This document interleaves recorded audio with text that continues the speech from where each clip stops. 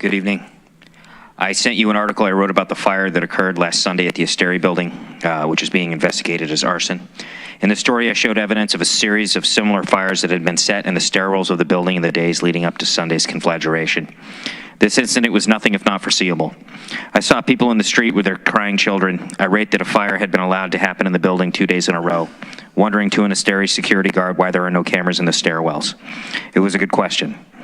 As I mentioned in the story in my email, the front door of the building remains unsecured with a broken lock, open to anyone who wishes to come and go. There is no one in custody for setting Sunday's fire, and there is no guarantee this type of incident will happen again. I have come here to discuss the conditions at the Asteri many times and appreciated your efforts of visiting the building to see for yourselves what is going on and involving the health department. I would like to again suggest the county instigate an accounting of how much it is costing the taxpayers to pay for the continual responses to the building by law enforcement, fire, and ambulance personnel. Find out how much DSS is giving to Vecino every month to house people at the Asteri. Take a look at the true cost the building represents to the city and county, beyond the tax breaks and millions in grants that finance the building's construction. I don't believe Vecino will make a real effort at getting circumstances at the building under control until they are properly motivated to do so. Please consider modifying or rescinding the tax abatement offered to Vecino. Consider taking over ownership of the building. Tell DSS to stop cutting checks to Vecino until conditions improve. Even before this fire, I can tell you firsthand how disgusting the Asteri is. The stairwells that now smell of smoke previously smelled like urine. You have seen the pictures I have sent. If the door of this building was broken, with people pooping in the lobby and peeing in the elevator, I doubt you would tolerate it and would be dealt with immediately. The residents of the Asteri deserve a similar urgency. If it is not to come from Vecino, it must come from you.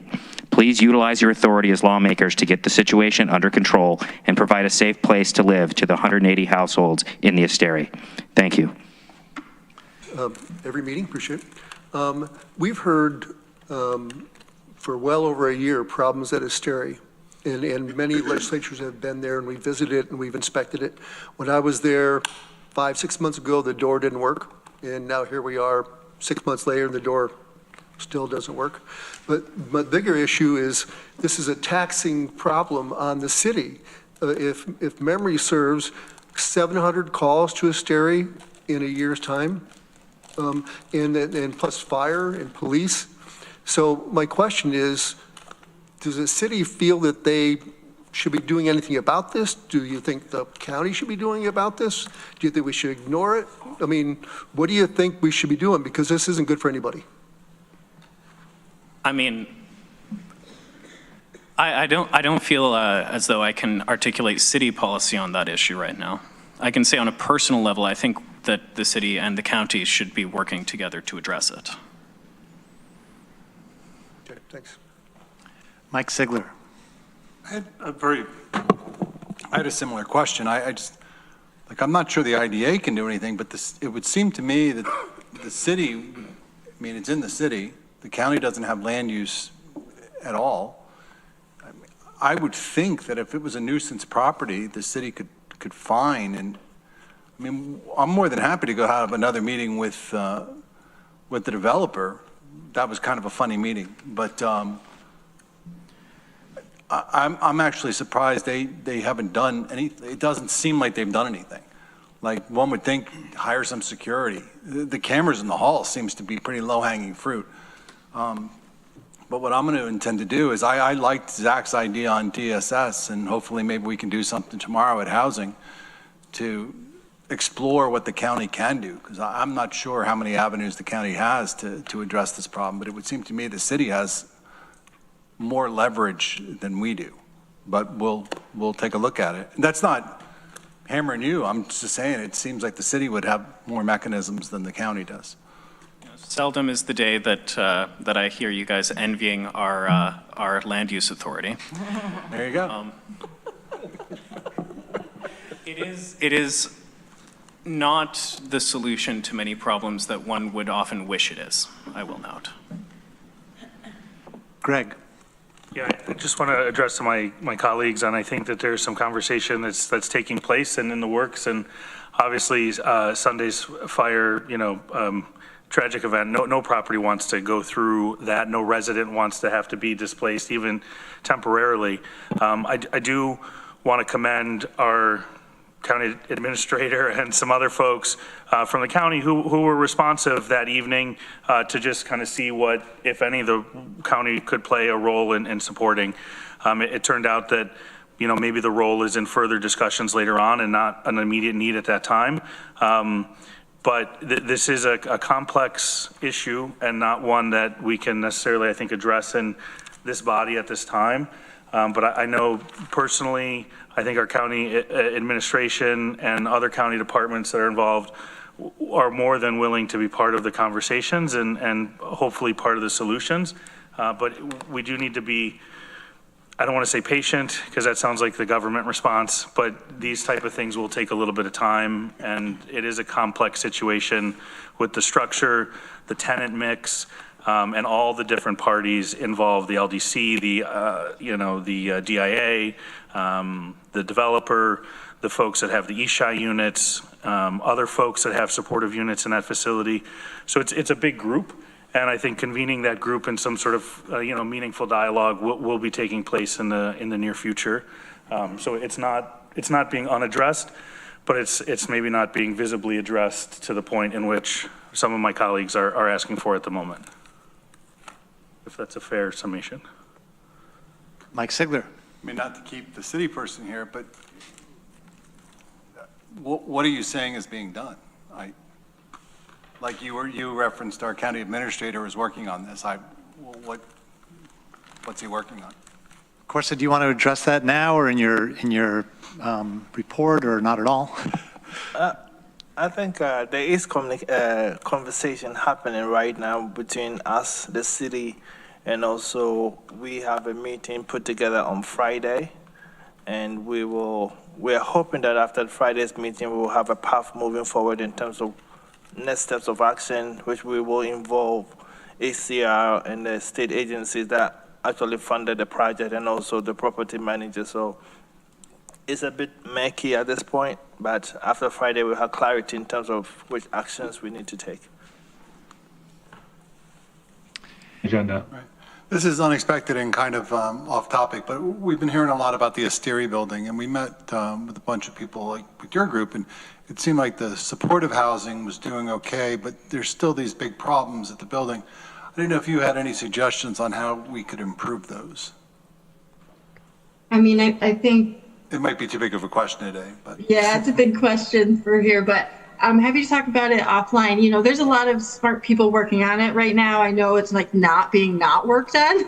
So there's a lot of people at all levels talking about how to make those improvements. I think it's tricky for people to identify first what the problems actually may or may not be, and also what any levers may or may not be. And so, you know, the supportive housing folks like TC Action was on site the night of the fire and working really closely, brought in grief stuff for people's like scrubbing apartments. So I can say that the supportive housing people are doing their supportive housing thing right now in a distressing time in the building for folks. all right. Thank you, Lily. I agree that, you know, there's clearly, everybody deserves to live in safe, decent housing. Well, without fires would be nice. It would, yeah. Well, that would be safe. Yeah. Also decent. Right. Yeah. Yeah. I think it's important in the conversation to recognize if fires are set because of arson or things like that, that necessarily those are things that are maybe outside of building control.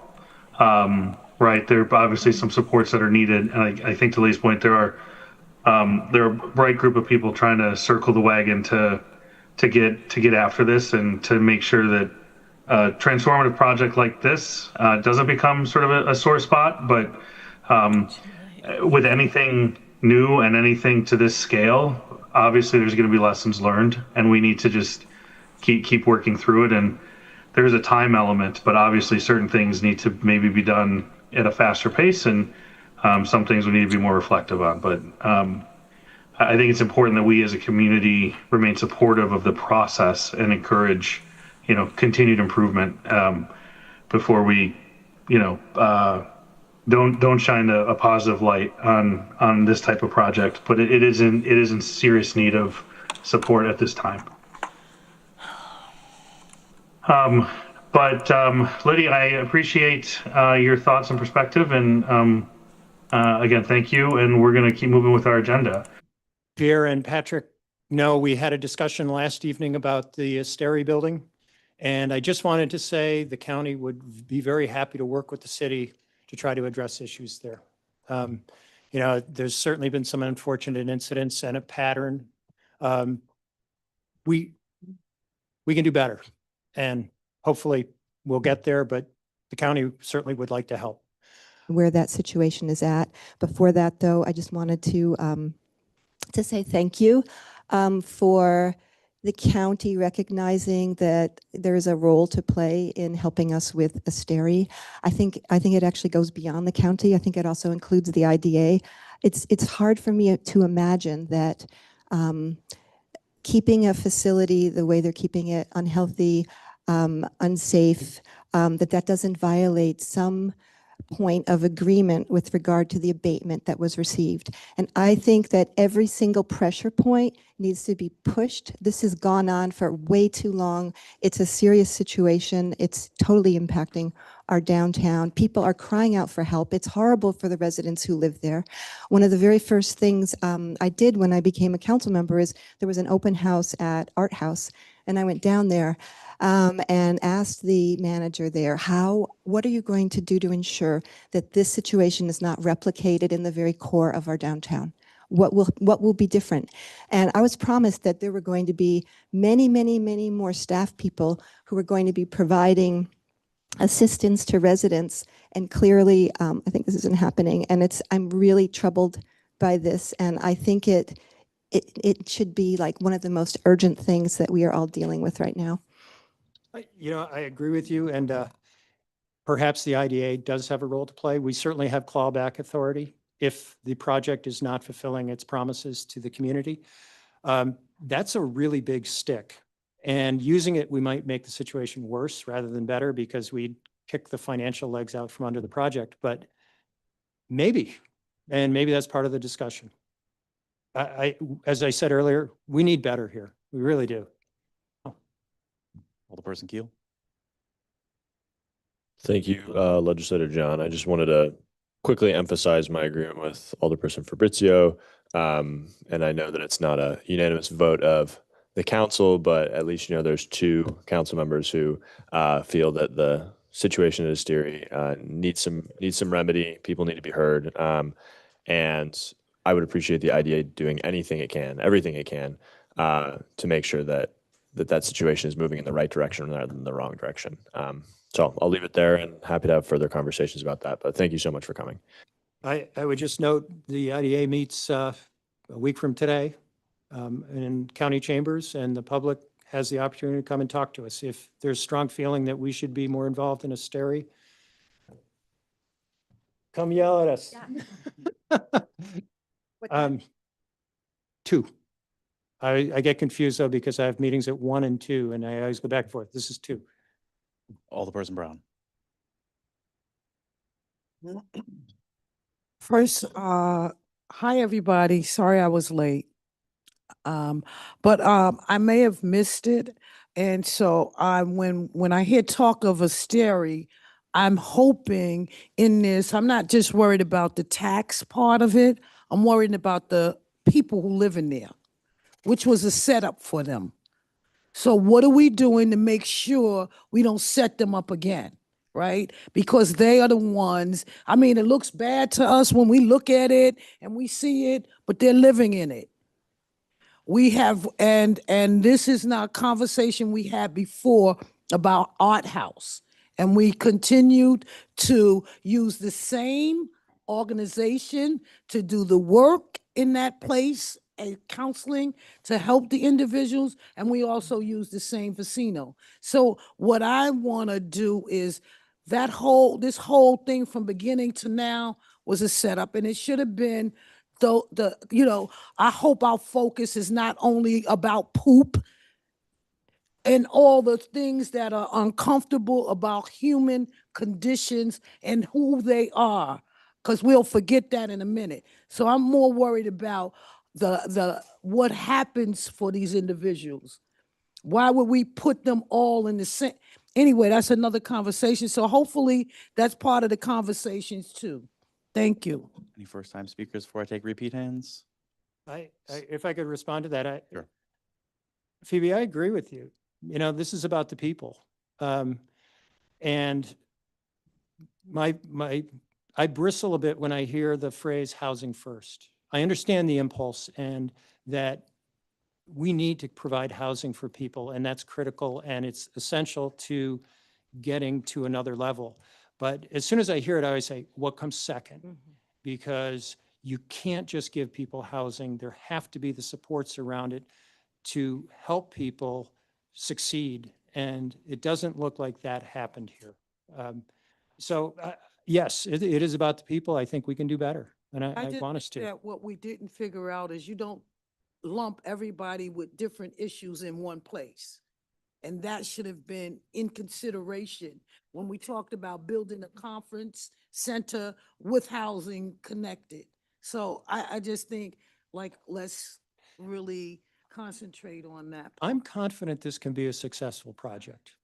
We need to work on it in a different way. Yes. For coming tonight and for being open to all of our questions.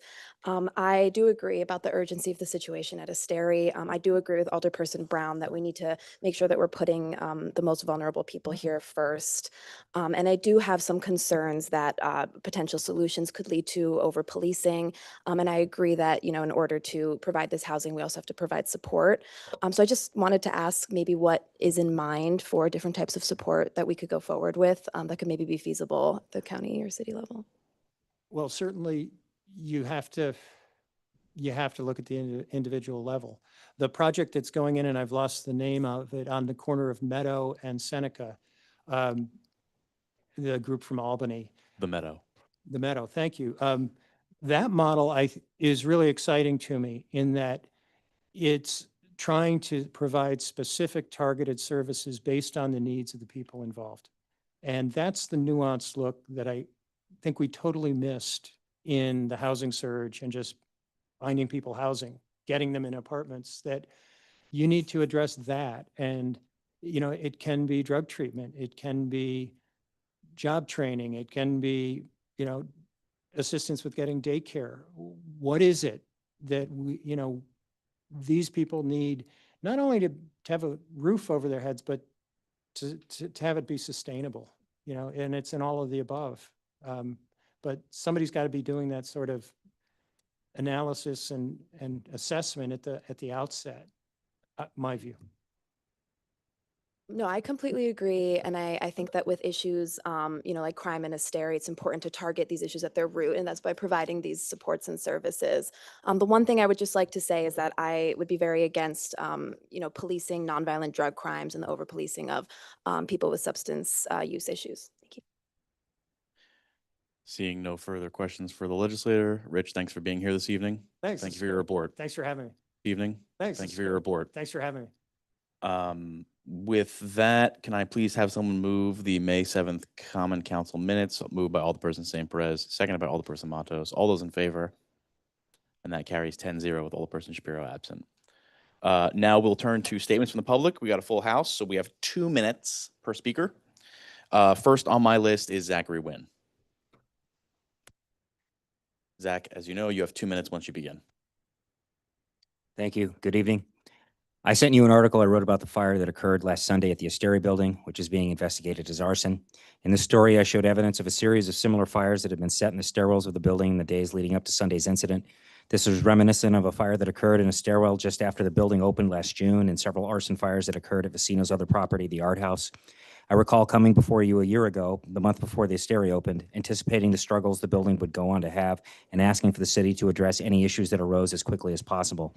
I understand there is a working group that has been meeting frequently with Asteri management, and a crew has begun cleaning the damage from the fire.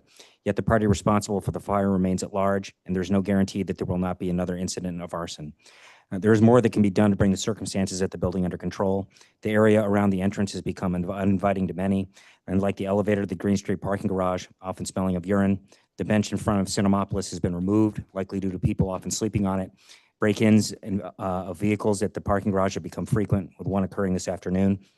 The building itself is unsanitary, with the stairwells that now smell of smoke, previously smelling of urine, and often littered with syringes. Thankfully, since I spoke about the subject at the legislature yesterday, the building's front door has been secured and once again requires a key fob to enter. Speaking with Chief Kelly, he described the significant drain the continuous responses to the Asteri have placed on his department's resources. The building's opening and subsequent housing surge were seen as a cause of celebration. Since last June, several people have died of overdoses in the building, among numerous assaults and drug arrests, particularly for methamphetamine, and an hour fire that shut down Green Street for hours while putting countless lives at risk. Now, a year into the Asteri being occupied, I wonder what you all think of the plan 10 years in the making and how it is working out. Do you believe what has happened constitutes a success of this housing first approach?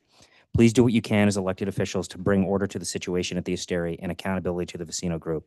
Consider instigating an accounting of how much it is costing the taxpayer to pay for the continual responses to the building by law enforcement, fire, and ambulance personnel beyond the tax breaks in millions in grant. Thank you, Vice Chair Tompkins. You may spend the rest of your comments in writing. Good evening. I'm Nan Rohr, CEO of the Downtown Ithaca Alliance. I'm here tonight on behalf of the 160-plus property owners who pay a surcharge to support our business improvement district, which is home to hundreds of businesses, thousands of residents, and tens of thousands of annual visitors. For nearly 30 years, the DIA has served as champion, convener, and catalyst for downtown. We exist because this community made a clear decision 30 years ago that downtown Ithaca would be the heart of the city, a place of pride, energy, and shared investment. But somewhere along the way, that shared commitment slipped. Today, we face declining investment, lost businesses, and an exodus of residents across all income levels. And when that happens, property values drop, tax revenues fall, and our city's ability to deliver basic services shrinks. It affects every corner of our community. Last year, 1,500 people responded to the Downtown Plan survey. They were resoundingly clear. They want a downtown that is vibrant, clean, and safe. And yet, despite repeated pleas from stakeholders, we have seen too little meaningful response. People are losing confidence, and we are, quite frankly, running out of time. Every city faces tough choices, but when you neglect your core, your identity, and your economy suffer. Routine tasks like removing graffiti, repairing lights, and enforcing basic rules may seem small, but they send a clear message that someone cares. And right now, too many people feel no one is paying attention and their city leaders don't care. We need the city to be a strong and consistent partner. We need clean garages, working streetlights, clear enforcement on the commons, action against illegal businesses, and as you've heard, accountability for property owners like Vecino. These aren't cosmetic fixes. They shape the perception of downtown, and perception drives reality. We're doing what we can, but we need you at the table now. Thank you. This is, if you have anything further you want to submit, you can send it in writing. Next, I have John Guttridge. Hi, John, you have 2 minutes once you begin. Hi, everyone. I grew up in this town. I played on the old wooden playground under the Stand of Nine as a child. Some of you might remember the Stand of Nine. I was one of the kids hanging out on the commons that was causing trouble for the local business community in my teenage years. In 2002, I dropped out of college to start a small business. My first office that wasn't in my dining room was above the marquee of the State Theater. In spite of the parking challenges and the various messy aspects of being in town, I've been a tireless advocate for correcting the perception and coming downtown anyway for more than 2 decades. Spent those decades telling people that the parking really isn't that bad, that the business climate in downtown is actually great, and that the safety issues were perception and not reality. I'm here tonight to tell you a different story. Downtown business is on life support. The issues that we face have gotten bad enough that we've started losing the essential ground floor businesses that make our downtown what it is. Apartments on the commons, once nearly impossible to find at any price, are starting to see real challenges leasing. When surveyed, more than 2/3 of the business community in downtown said that they would not recommend downtown as a place to invest in starting and growing a business. The Downtown Ithaca Alliance was started in the 90s to address problems like chronic vacancy of retail spaces and safety and security issues. The efforts of the DIA in partnership with the city have been wildly successful, and we've seen a period of strong growth and nearly full occupancy on the commons. We worked together hand in hand to make our downtown clean, green, and safe, and it worked. But like most things, if you don't tend to your investment, it will go to seed. As of this moment, there are regular instances of hostile behavior on the commons. There's an epidemic of dog poop, elements of the commons on which the DIA, the city, the state, and federal government spent over $13 million just 10 years ago are covered in stickers and graffiti. All of this leads to a real deterioration in the business climate. Businesses that have been in downtown for decades are leaving. When they go, they won't come back. Finding the next legacy business to occupy that space on the commons won't be so easy. We are at a precipice here, and if we tip over the edge, it will take decades to rebuild. I'm here tonight to ask the city to apply urgency, focus, and intentionality to working with the DIA to solve these issues and maintain Thank you, John. downtown. That is your time. You're valuable welcome to general submit the rest of your community comment that in it is. writing. Thank you. Thank you. Next, I have Megan Vidler. Welcome, Megan. You have 2 minutes once you begin. Hello, my name is Megan Bidler, and I own Home Green Home, a shop on the Commons. I've sat on the board of the Downtown Ithaca Alliance for the last 9 years, and am currently the vice chair of the board and the chair of the retail committee. Long ago, in 1998, well before I owned Home Green Home, I was 15 years old and had just moved to Ithaca. After years of living in suburbia, I found my small city with a magical sense of self, and I decided not to leave. I've lived in downtown Ithaca for 25 years. I've spent the last 15 years walking from my house in the South Side to my job at Home Green Home and back. From this vantage point, everything has changed in the wake of the pandemic. The vacant storefronts have opened a niche for general crime and the harassment of passersby. Every day I see conspicuous hard drug use and brazen, organized, and repeated drug deals. Graffiti abounds and grows. The ground and infrastructure are filthy. Trash, cigarette butts, needles, dog waste, human waste, and even more graffiti. My staff grows uneasy. Legacy businesses are threatening to relocate. Locals stay away. Tourists chatter. Prospective Cornell moms ask me if this is a safe place to send their children. I am well aware that Ithacans love to complain that downtown Ithaca isn't safe and doesn't have enough parking. I have spent the last 15 years refuting those claims. I'm here to tell you that those once false perceptions are now becoming a reality. It is disingenuous to continue to fall back on the idea that it has always been like this. I'm here to stand in solidarity with DIA's director, Nan Rohr, and the rest of our executive committee. I ask that you heed our call and not dismiss us as another Chicken Little. We ask that city leadership come to the table to negotiate an updated memorandum of understanding between the city and DIA to better administer the cleaning, greening, and safety of downtown. Ultimately, Common Council will have to ratify any changes to the MOU. In the meantime, please encourage city leadership to engage with us and to negotiate a path forward in good faith. Thank you. Thank you. Next, I have Fred Sheps.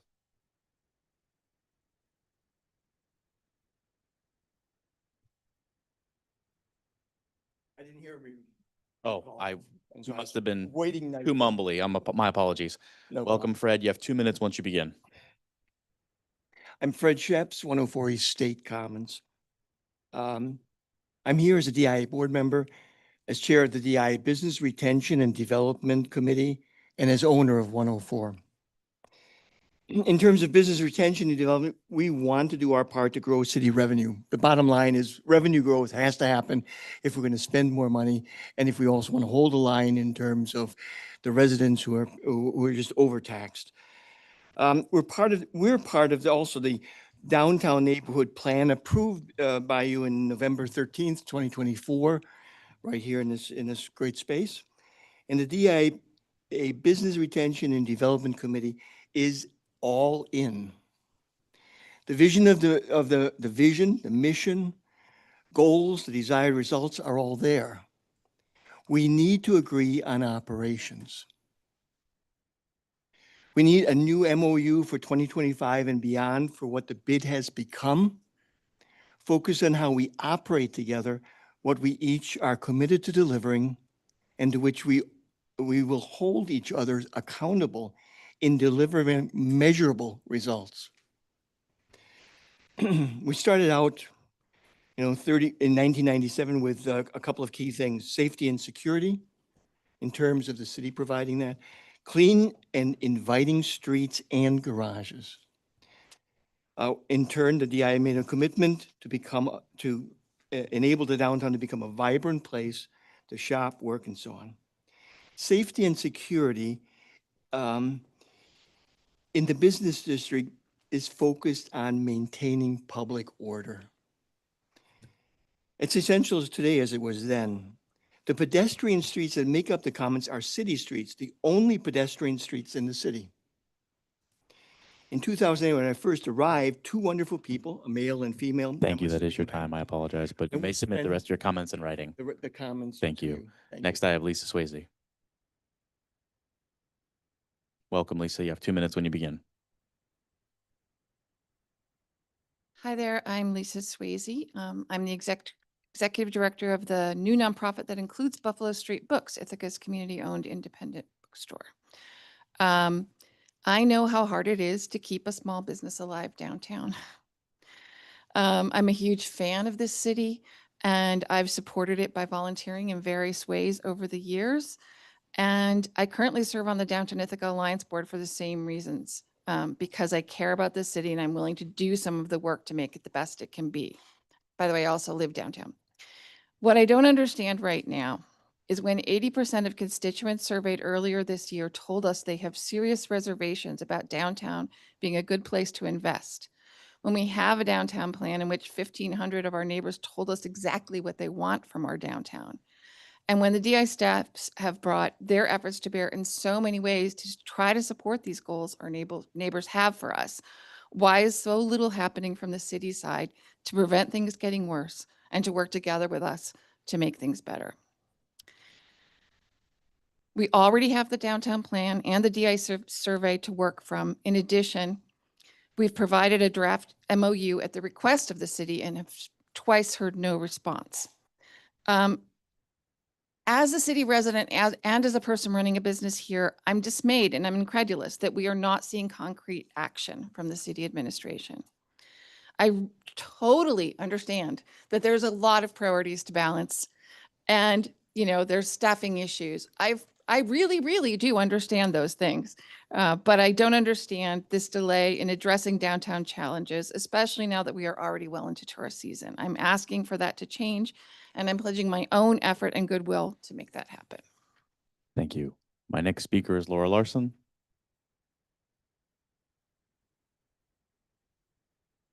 Hi, Laura. Welcome. You have 2 minutes once you begin. Thanks for including me. I'm Laura Larson, the owner of Odyssey Bookstore, and I'm also on the DIA Executive Board.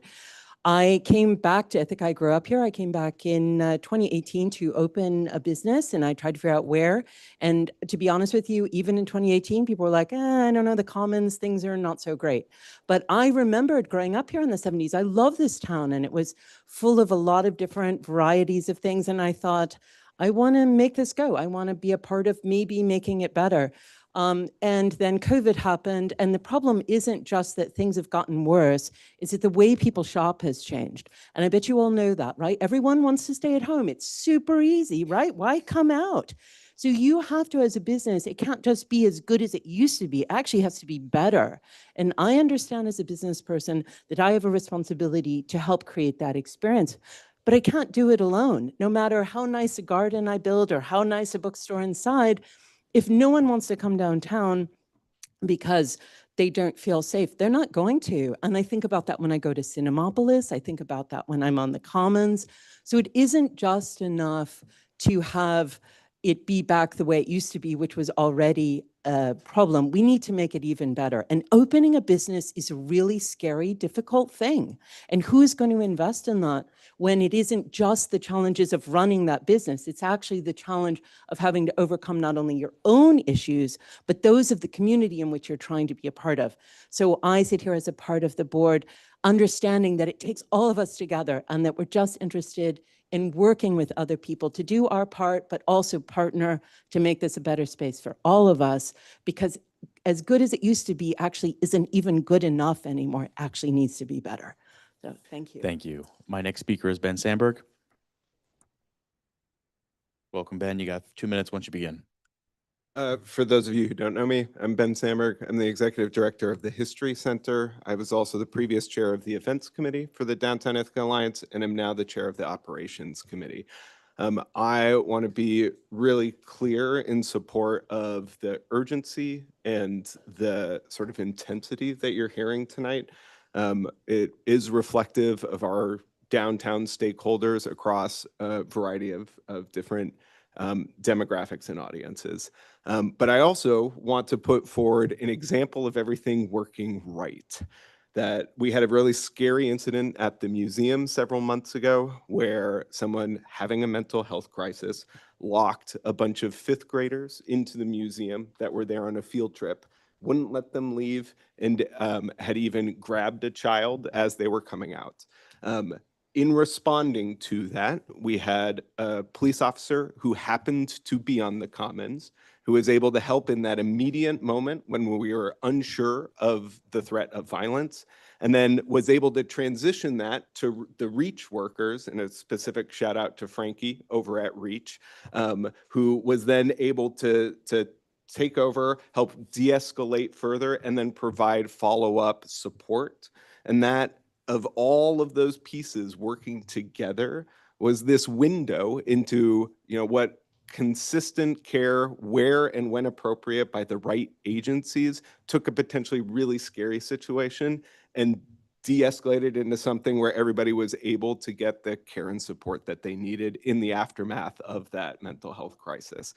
And to see that work and in action gave me hope and leaves me a little despondent that we can't be getting this right more consistently. And so I just want to underscore and echo the message of all of my colleagues before me. Thank you for hearing us. Thank you.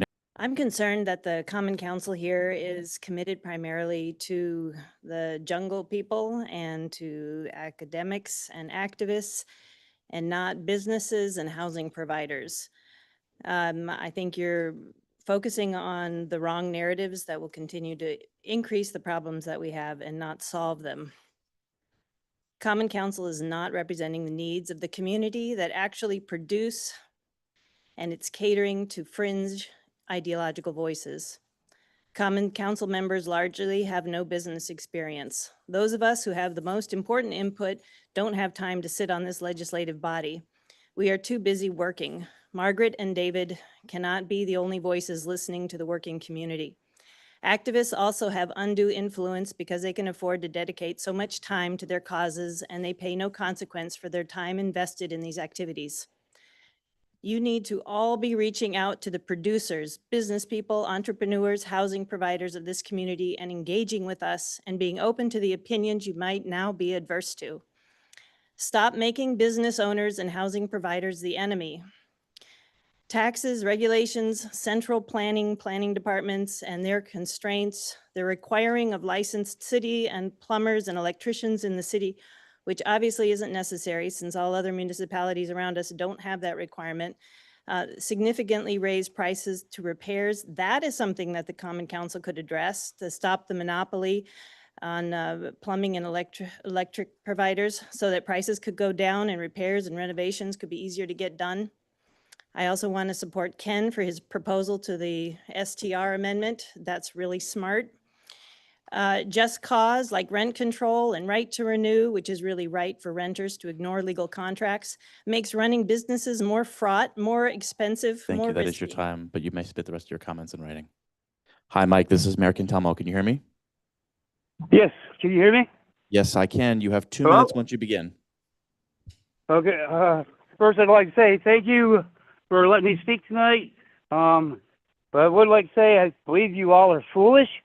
You want to put in bathroom facilities and whatnot down here in the jungle with the problems that you've seen at our house and Asteri, especially Asteri lately with the fire. I think you all are making one hell of a big mistake. Excuse my language. I think it'd be better to put in some sort of security camera system down here before you do that. That way you know who's to blame and what happens. Otherwise, y'all are going to be throwing more money away. I mean, the city's already spent, I don't know how much money cleaning up the jungle, and they're right back down here. People that have apartments at Asteri are back down here just trashing the place again. How much more are you going to spend before you wise up and, spend money on, say, a new park for the kids, somebody that's going to really appreciate what you do, instead of these people down here in the jungle that don't appreciate anything? I mean, it's ridiculous. You're throwing money, good money after bad, and it's not getting anywhere. They say it's, insanity is, do the same thing, expecting different results. But y'all proving that. You're doing the same thing, expecting different results, and you're not getting anywhere. I really think you really need to consider, spending that money on something much more productive and worthwhile for the community. Thank you. First, I'm committed to doing everything we can to support downtown. I think the situation's out of control. I want to support people who are living in affordable housing on the commons, as well as other places in the city. And I think we need to make sure that the property owners who are tasked with providing resources are doing their jobs, and that they're the ones we should be going after, not people who live in these units and get things going. And the final thing I'll say is that I've heard a lot from people in the community. I've been having meetings all week and not last week, but the week before that, about short-term rental legislation. People really upset that it's going into effect on June 1st. I've expressed to them time and time again that I wish they'd been involved in the process over a year ago, when we had multiple community input sessions and lots of discussions about this. I've been asked if we would consider a moratorium for some amount of time. I personally would not support that. I think there have been ample opportunities to be engaged. That being said, I do think that there is room for improvement on the legislation. I think that staff are already working on, I've heard from staff that they're already working on slight changes based on some of the feedback they've received from the community. One of those changes that I would like us to consider is some situation to allow property owners in College Town to rent apartments as short-term rentals during the summer. These apartments are vacant during the summer, and frankly, it's silly that they can't be used as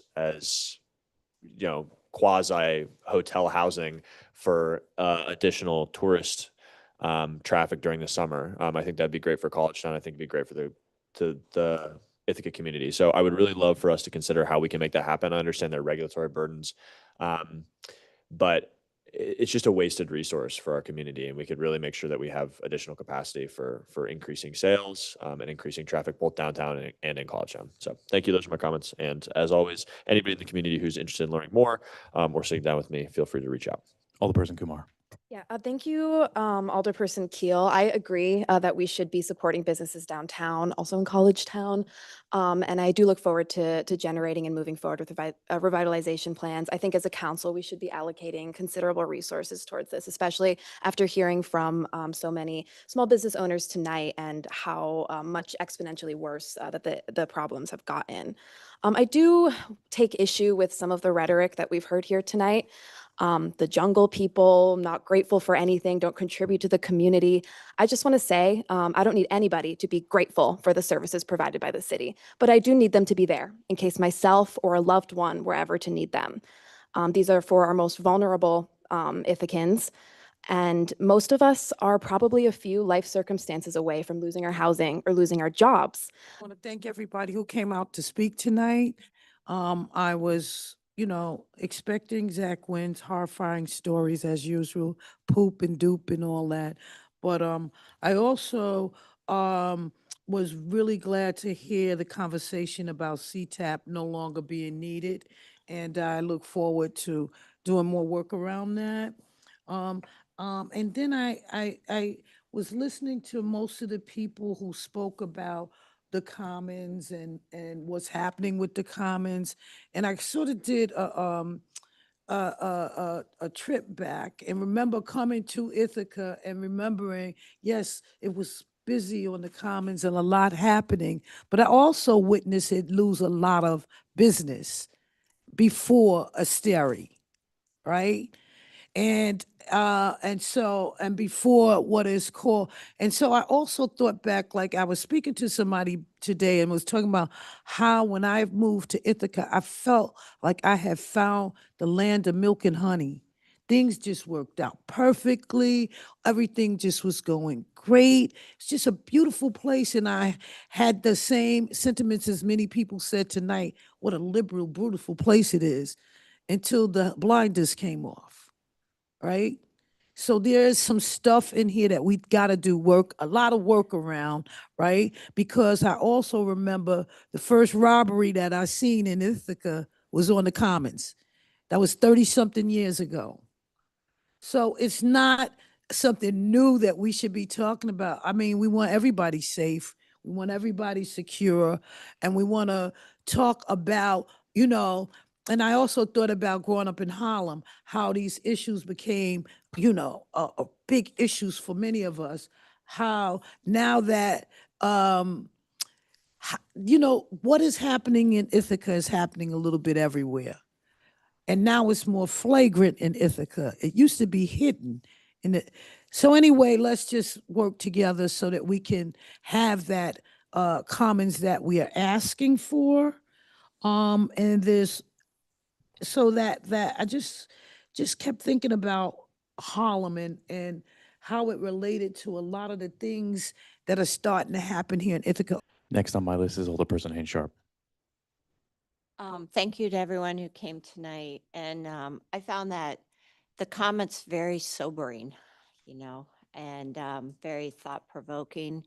And I just want to say that I think the local is where we can take action to really impact the global. You know, it's like that phrase. It's just really important what we're doing. And clearly, it's not happening. So I think my colleagues and I are more aware and committed to doing what we can do.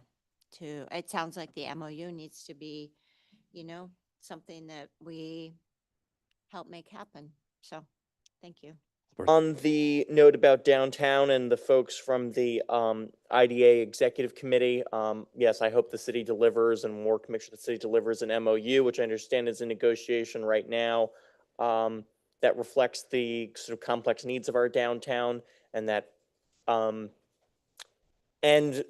I can't, you know, I don't think we can be in a position to ignore the feedback we're feeling if folks don't feel safe, and, you know, I have to recognize that I think there were sort of two interesting things were said that I'll highlight. One, Ben from the History Center said that, you know, there are models that work, and we have to sort of make sure that we're supporting those. There is an urgency intensity here. And then also from another speaker had noted that we need to do better to really draw people to the downtown and to retail as opposed to shopping online, and that helps retain tax dollars here and make Ithaca vibrant. And so I'm very supportive of making sure that we take more action to make sure folks feel safe downtown. In favor of the REST Act, I will save my comments on that for later tonight.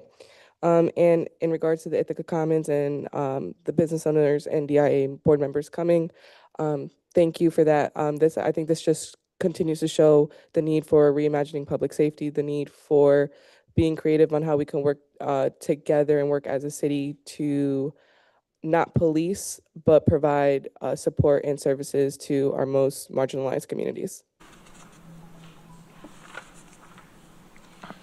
Hi, I'm Todd Kurzweil. I live on North Aurora Street. My wife owns Sunny Days on the primary commons over there.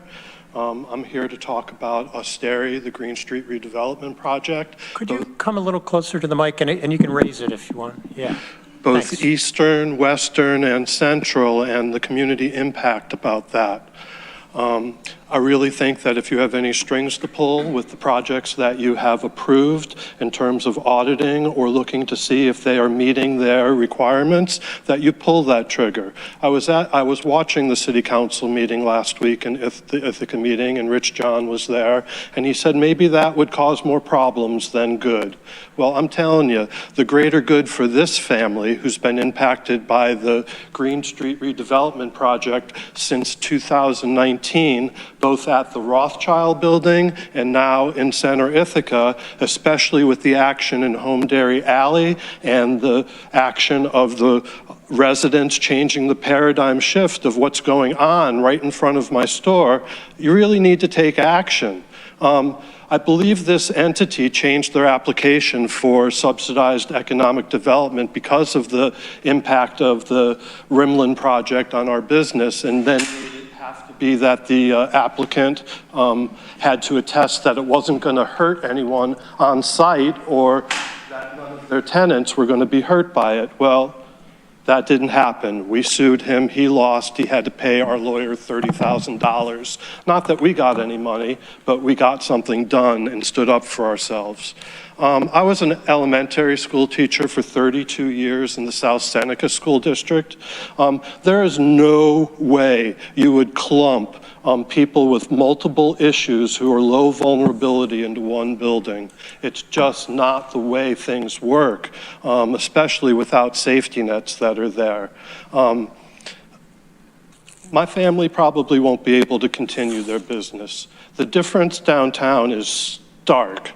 And if we're only going to look at the greater good for a mass number of people and not the people who are existing right there now, working their butts off, changing, trying to find alternative ways to deal with what's happening in front of them, then there's casualties along the way. And I would say I'd be happy to talk to any of you. And the last thing I'll say is a community benefit for downtown Ithaca right now would be public bathrooms. So any projects that come with a subsidy, let's have some public bathrooms. Literally, my wife and I had our lights off, closing our drawer, about to walk out, and somebody comes in and just whips it out and starts peeing right on our door. So I haven't come before. I've written a lot to IAED, and if you're interested in what I've said for the past 6 years about economic development that is subsidized in downtown Ithaca, all you have to do is use my name with Heather, and you, I'm sure, can have access to them. I thank you. I thank you for your service. I know you have a lot of things to juggle, but we really need to look at the individuals that are on site or neighboring these projects, not just during application or build out, but afterwards as well. And if you have legs, something to do about Asteri, I encourage you to do it. Thank you. Okay. Todd. I'd like to mention one thing. We had the two guests, the one remote and the one fellow, Todd, that was in here talking about the Asteri management. So far, they're 0 for 2 on their projects in town because they got that the place over by my office, our house is terrible. The way the conditions there are just so atrocious. And I'm not aware of what's been happening in Asteri, but it sounds like it's the same stuff. You know, it's just the property managers there just really aren't doing their due diligence. Well, that's a good introduction for Chair's report, because I was going to bring up Asteri there, and that's where we are on the agenda. I wanted to let the IDA know that this issue came up. I went to the Common Council meeting just to give a report last week, and it turned into a fair discussion about Asteri. And my message to the Common Council was that the county would be very interested in working with the city to try to address the issues there, that we want a successful conference center. We certainly want a good, affordable housing that's safe, and we want to support the commons. There seemed to be agreement in the room, but there was also comment that, well, the IDA should do something as well. And one of the speakers referenced my statement. Well, it's possible. I mean, we always have clawback authority. I don't know if there would be grounds for it or not in this circumstance, but you kind of have to be careful what you wish for. That, you know, if the IDA took that step, it's a very big stick to start swinging, and you could cause the whole project to go into financial failure. So I would say and this is what I said to the Common Council, that I think the IDA can talk about it, but we need to proceed with real caution and deliberately, and to work, I think, in concert with the city and the county to see what can be done there. With that said, I don't think there would be any harm in inviting the Asteri management to come to our next meeting, perhaps, and just talk to us about where they're at with the building and what they think could be done to make it run better. But I'd welcome comment. Jeff. So, Rich, can you remind me, so is Asteri, is it 80% market rate and then 20% low income, or what's the breakdown? Is it completely low income? I can answer if you like. Kelly. There are 40 supportive housing units and then 141 affordable units. Out of how many, Kelly? Total? A total of 181. No. There's 181 affordable, technically affordable, including the 40 supportive. But how many total units are there in the building? 181. 181. Is that it? Yes. The whole thing is The whole affordable? thing. Mm-hmm. Interesting. And Jeff? And then, so I know obviously you've mentioned the county and the city have seemed like they've talked a lot about this. And so I'm like you, I'm a little concerned about how the IDA can do all of this and that slippery slope of what we could do actually, what we would even want to do. So like, where does the county and the city all stand on this? I know they've been doing a lot of meetings and are they just running into too many roadblocks or do they just not have enough police force to do this? Or I'm just trying to understand the issue a little bit more. You know, I think certainly the management of the, and I'm expressing personal opinion here, the management of the building, I think, has some responsibility, certainly a fair amount of responsibility for how their building is run. At the same time, the housing was distributed through what's called a housing surge, where people were just brought in. And there wasn't, in my mind, sufficient vetting done to identify the people who are coming in and their real specific needs, because people were brought in who were camping. And so they were going from that environment to an apartment. And you say, well, that should be great. And in some ways it really is, but that's a very big transition, you know, for somebody who just has not lived in an apartment in a very long time. And I think doing a high number of people all at one time without the constructive supports that, frankly, I think are pretty obvious, that you're going to have people with significant drug issues and mental health issues and medical issues, and you want to have a plan on how you're going to manage that. So I think it's a pretty broad issue, and I think there's a lot to do to solve it or get it to a better place. And I'd say Art House has proceeded down that path, but it is not a short or simple thing. I think, Deborah, you were first. Yeah, I take your point, Rich, but what we don't know is what parameters the CINO gave to the continuum of care in terms of what kind of services they were going to be offering that might have led to the identification of people who aren't ready to live in the environment as it currently exists, which is without a lot of support. Yeah. You Yeah, know, I think there's a lot we don't know here. I know. yeah. Yeah. Jerry. Thanks, Rich. My observation on this is informed by a few years of having managed property, so if I sound jaded, it's from that. But I will say that as I view this property, first of all, I was probably, I would tend to agree that it was kind of an ill-conceived combination of circumstances combining an event space with housing of any kind really, but certainly the type of housing that was put in this particular building.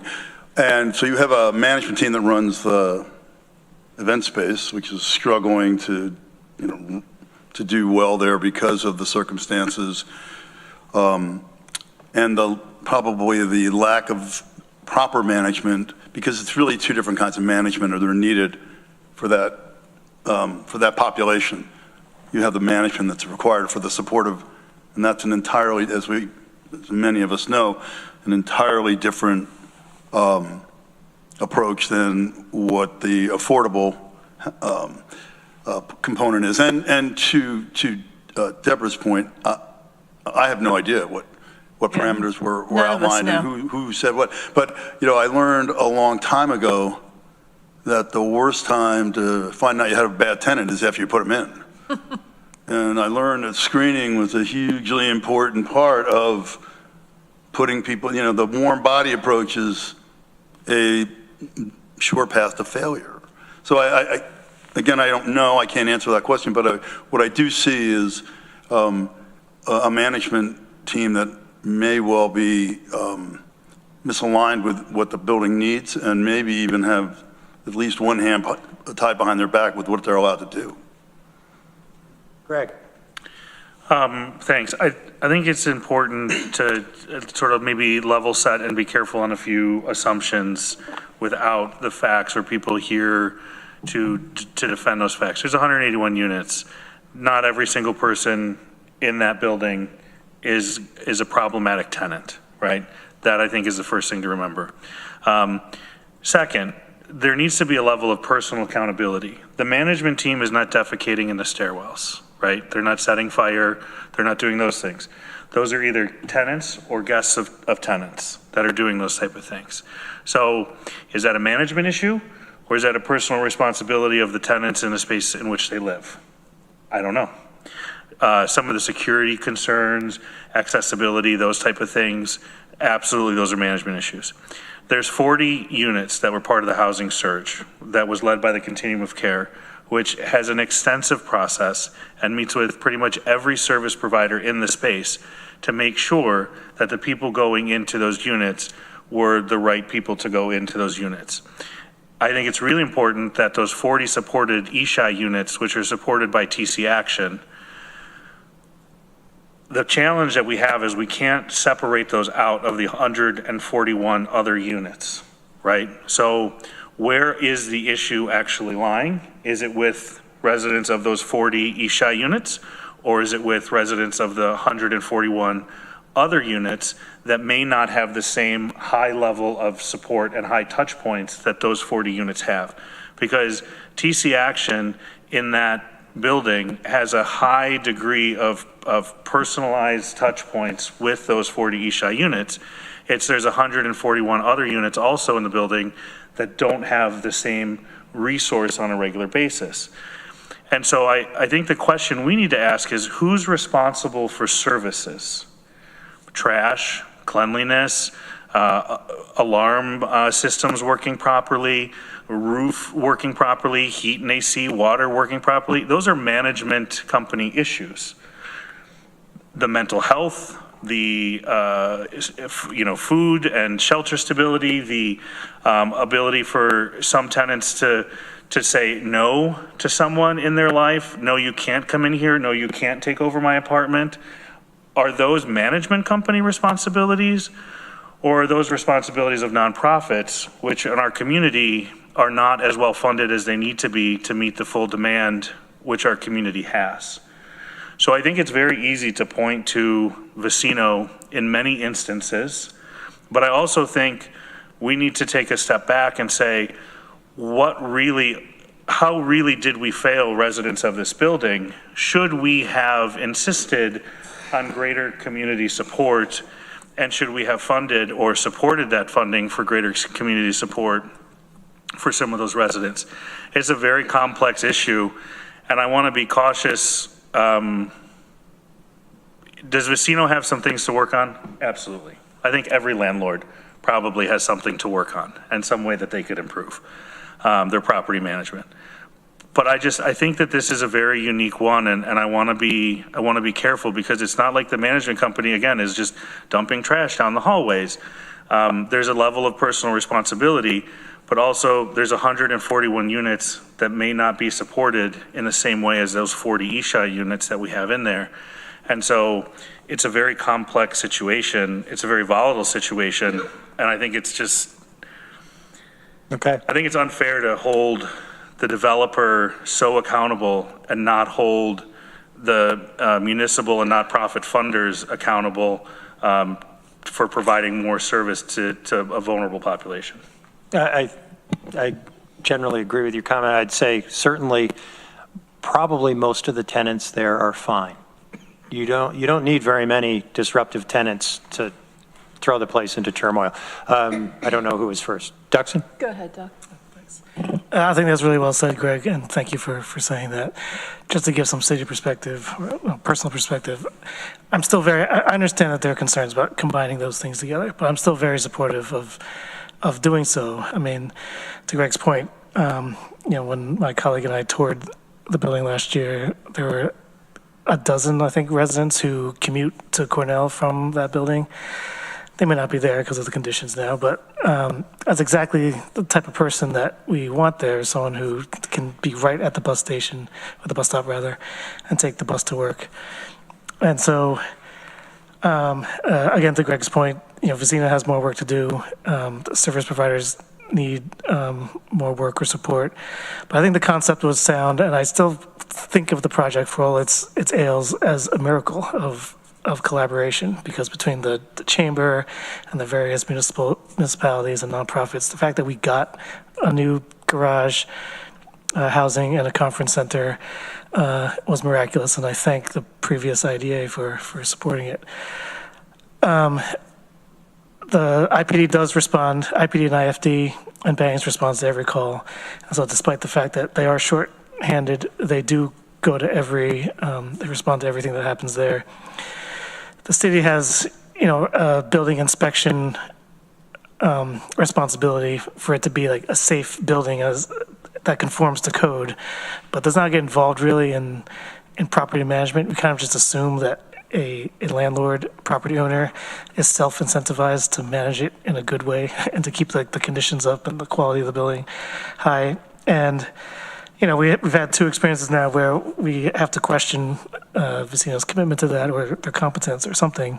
But we've used every legal lever that we have, and so it's time to kind of get creative and find other ways to support or hold them accountable.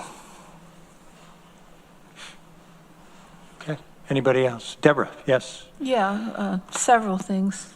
Yeah, I don't know how you divide up the individual responsibility versus the management.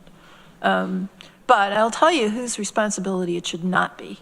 It should not be the city's taxpayers. Last year, as of December 4th, there had been 492 police calls to Asteri. The first quarter of this year, there were 500. This is not sustainable. It is not fair to people who live in the city. It's not fair to the IPG that's already stressed. I don't know where you lay the responsibility, but we've got to find the pressure points, because this can't go on the way it's going. One of the problems, I think, with these not-for-profits that are supposed to be providing supportive services is that once you're in one of those units, the supportive services are there, but you don't have to take advantage of them. This has been a consistent problem with how we've dealt with our homeless populations in this county for years now. When the city was trying to figure out what to do with a sanctioned encampment versus an for boating places to camp, the big argument was, well, we're not going to enforce this because we don't want to criminalize homelessness. You cannot have rules that operate if you do not enforce them. If people can't agree when they move into a supportive housing situation that they're going to take advantage of the supportive services that are being offered, then those services are essentially worthless. So that's one thing that we need to consider. And otherwise, I'm not advocating a clawback. That's not worked well for us in the past when we had more solid ground to stand on.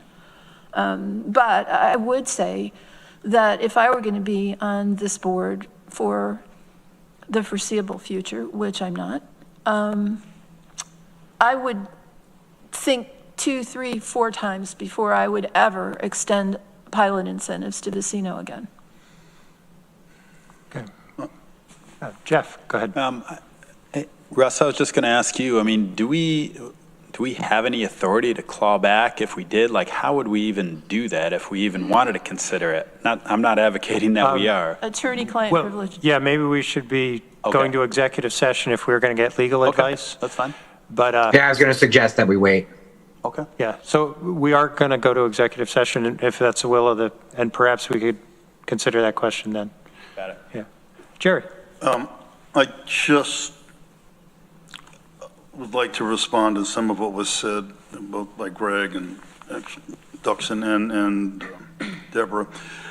I think I too think that even though I opened up my remarks by saying I didn't think it was a well-conceived project, it's a project that's there and we have to deal with it, right?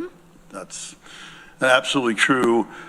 And I think one of the conversations that I've had with a number of people is the lack of consequences for bad behavior. This is, I don't disagree that it's probably a relatively small number of the entire population that is contributing to this, these circumstances, but absent any consequences for this bad behavior, you just keep doing what you're doing, you keep getting what you're getting, right? I had no idea about those numbers, Deborah. Those are astounding numbers of police and fire. The 492 came from an article in Tompkins Weekly, December 4th of last year, and the 500 figure for the first quarter came from the Common Council member I had lunch with today. So again, this is a hot button topic for everybody right now. But I think that at the end of the day, you don't want to throw the baby out with the bathwater. You have a viable building there. We have to figure out how to make it work. And like everything, there's no one thing you point at. It's never just one thing, right? It's always a number of factors, and it's getting all the right people at the table to try to figure this out. It's whether it's city, county, the management, the developer. I think it's really good. There's a lot of attention on it right now. I will be going to a meeting at 4 o'clock today with the director of the Downtown Ithaca Alliance and the director of the conference center to talk about this issue because it's my district, but also I will have my IDA hat on too. And it sounds like there is concern here, and perhaps, pending what might happen in the meantime, maybe it would be a good idea to invite the casino management to come just talk with us, not to, have it be a contentious meeting or anything else, but just to get information. Would that make sense to the members? Certainly help and understand a few things anyway. Okay, good. We'll proceed from there.